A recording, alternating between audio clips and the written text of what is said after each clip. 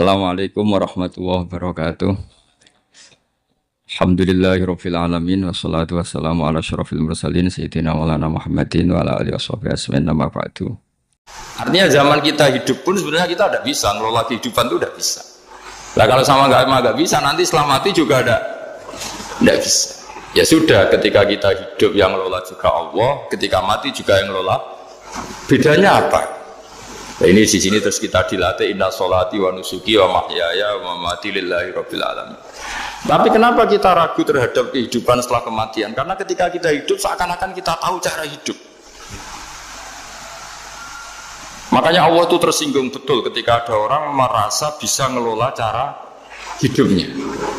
Makanya kata Allah kalau gojlok orang-orang yang kepedean itu, kalau kamu top, mbok jangan mati.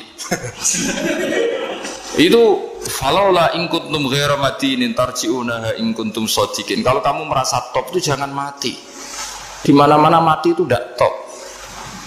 Falaula idza balaghatil khulqum wa antum khina idzin tanzur. Mbok ketika nyawa kamu sudah sampai kerongkongan, kamu tarik lagi supaya kamu tidak mati. Mati itu tidak top. Katanya kamu top kok. Mati. Jangan mati, kalau top itu jangan mati, jangan miskin, jangan tua, jangan jadi jelek, pokoknya top terus itu. Itu digocol sama Allah. Tapi orang itu lupa bahwa, nah ketika sehat begini kita seakan-akan ngelola kehidupan. Nah gara-gara merasa ngelola seakan-akan kalau mati lalu saya gimana ya kalau mati. Nah cara berpikir masyarakat gini, kalau kampung ini mau dibalik sama Allah, mau ada adab, logikanya yang tahu akan ada adab itu pasti sudah pergi. Padahal Nabi Yunus pergi ini bukan karena takut azab, mangkel. Nabi Yunus itu minggat tadi abaqo itu. Abaqo itu kalau dalam bahasa Arab pergi gak pamit ya. Kalau orang Jawa bilang minggat. Kalau itu sebenarnya saking mangkelnya, saking emosinya, beliau akhirnya meninggalkan kaumnya tanpa pamit. Tapi kaumnya itu menjadi tahu bahwa ini serius Yunus. Buktinya dia agak berani di kampung, berarti mau ada adab betul itu. Dan efek positif dari teori itu, teori kultur tadi. Akhirnya mereka tobat. Saat itu juga mereka wiridan di lapangan. Terus semua kesalahannya diselesaikan. Sampai ada rumah yang sudah dibangun permanen karena di tanah tetangga. Dirobohkan saat itu juga. Bahkan ada batu yang dulu nyuri. Satu dua batu yang dulu hasil nyuri. Saat itu juga dirobohkan, dikembalikan sama penghuni. Hari itu semua kedoliman diselesaikan. Ini penting saya utarakan, jadi tobat itu tidak hanya istighfar. Kalau istighfar ribet, tobatnya orang punya utang terus istighfar gitu kan ribet. Kan ribet itu. Ada punya utang terus minta maaf itu kan ribet itu. Harus diselesaikan itu. Tobat. Terus tobat diterima sama Allah. Batas akhir finish dari harusnya ada adab misalnya Senin, Selasa, Rabu. Harusnya Rabu itu sudah kena adab. Ternyata Rabu itu tidak kena adab. Nabi Yunus sebetulnya juga penasaran, kampungnya itu kena adab tidak? Dilihat dari jauh ternyata tidak. Tambah kecewa dia. Gitu. Wah ini saya kalau pulang pasti dibunuh karena saya ada pembohong. Di masyarakat situ ada aturan siapa yang bohong dibunuh. Padahal Nabi Yunus ngumumkan nanti Rebu ada adab. Kira-kira gitu. Ternyata Rebu itu tidak ada adab, makanya dia sudah di batas kampung kembali minggat lagi karena nanti pulang pasti dibunuh karena dia ada kebohong. Ya akhirnya masyhur itu, terus dia ikut nelayan sekenanya, yang penting lari dari kampung, ikut nelayan sekenanya. Zaman itu, ini saya ulang lagi zaman itu. Nanti ini efeknya nanti ke tauhid. Zaman itu para nelayan tuh kayak sepakat. Kalau ada kapal atau perahu mau tenggelam, itu pasti ada yang minggat. Hanya minggat itu pergi tidak terhormat itu. Terus fasahama fakana minal mudkhadin. Nah dulu tuh orang sudah punya peradaban. Ini cerita kultur, sudah punya peradaban. Punya peradaban. Ya sekarang gini, kalau nyemplungkan salah satu kan tidak adil diundi. Ternyata yang keluar dia Nabi Yunus. Terus mereka tahu ini orang nggak pantas dikorbankan. Karena Nabi di mana-mana itu ganteng. Memang Allah itu punya sunnah unik. Nabi itu harus paling ganteng di kampungnya, nasabnya juga harus paling baik, kabar-kabarnya juga istrinya harus paling cantik. Itu memang aturannya. aturannya gitu. Nggak tahu saya. Dulu saya juga janggal, kenapa Nabi aturannya harus gitu. Angen-angen di pemimpin LU ya izin itu, maksudnya misalnya pemimpin dia masak keriting itu kan piye gitu rasanya itu. Jadi Nabi itu pasti itu paling ganteng di kampungnya, terus dari nasab ya terbaik, terus rata-rata istrinya itu ya selain Solihah itu ya paling ganteng. Karena ya dibully kan, sewar tidak jadi Nabi, bujone elek kan ya ribet kalau misalnya ada yang bully gitu kan juga ribet. Singkat cerita terus dia akhirnya ditenggelamkan, dibuang karena beliau seorang Nabi, faltaqamahul khut, beliau ditelan ya. Iltiqam itu tidak digigit, ditelan.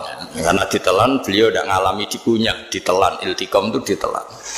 Karena beliau seorang Nabi di dalam batnil khut itu di perut itu dia wiridan, dan barokahnya wiridan itu perut ikan ini menjadi masjid. Dia nyaman di situ, nyaman karena terus ngalami karomah lah. Andekan wali itu ngalamin karomah. Nah, kesimpulan dari cerita ini itu apa? Masyarakat itu akan selalu dengan kulturnya sendiri. Para nabi juga punya kultur sendiri. Dan Allah yang ngelola itu semua. Saya ulang lagi, Allah yang ngelola itu semua. Makanya terus dua kultur ini kalau Allah menghendaki itu gampang sekali. Akhirnya yang terjadi apa? Nabi Yunus jadi kasih sanksi Allah karena pergi tidak pamit. Masyarakatnya justru enggak karena tobat. Dan tobatnya masyarakatnya ini karena kekeliruan Nabi Yunus. Keliru dengan makna bukan dosa. Andai kan Nabi Yunus saat itu kok di rumah ingin menyaksikan adab, itu masyarakat mesti gak percaya kan ada adab. Mau ada adab kok dia di rumah gitu. Jadi unik, Allah cara ngelola masyarakat itu unik. Nah, dari keunikan-keunikan cara Allah ini kemudian lahirlah ilmu yang bernama ilmu tauhid, ilmu tawakal, ilmu pasrah nang pengiran gitu. Karena kemarin pas Pak Yusuf sama Bu Sulis soal saya itu tak beri cerita agama itu milik Allah. Sehingga teori yang dikatakan manusia itu ya teori saja, tetap semua itu di tangan Allah. Ya saya saat itu cerita, misalnya saya ditanya, ini besi, materi besi dengan kaca itu kuat mana? Mesti kita menjawab kuat besi. Tapi saya yang mengendalikan besi dan kaca. Ternyata saya punya merencanakan menghancurkan besi, menetapkan kaca ini tak simpan, akhirnya puluhan tahun. Yang ini saya rencanakan, saya hancurkan gitu. Andai kan si yang menjawab tadi tahu rencana saya, mesti kuat bilang kuat kaca. Gitu. Semuanya contoh paling gampang tadi. Dinosaurus itu hewan paling kuat malah musnah. Pitik yang nggak kuat sampai sekarang. Karena Allah bikin dinosaurus itu punya rencana dihancurkan ya. Sementara ayam enggak, gue rame-rame itunya gitu. Sehingga ya sudah. Nah, agama itu seperti itu. Agama itu sesuai rencana Tuhan. Sehingga ini cerita Nabi. Sehingga Nabi itu kadang nggak tahu bedanya antara sesuatu yang punya data, punya perangkat-perangkat untuk menuju A misalnya. Itu nggak tahu bedanya. Jadi kalau Nabi ditanya misalnya gini, onta itu lahir dari betinanya, dari indukannya bisa? Ya bisa. Lahir dari batu, jawabnya ya bisa. Kalau dia seorang Nabi pasti jawab bisa.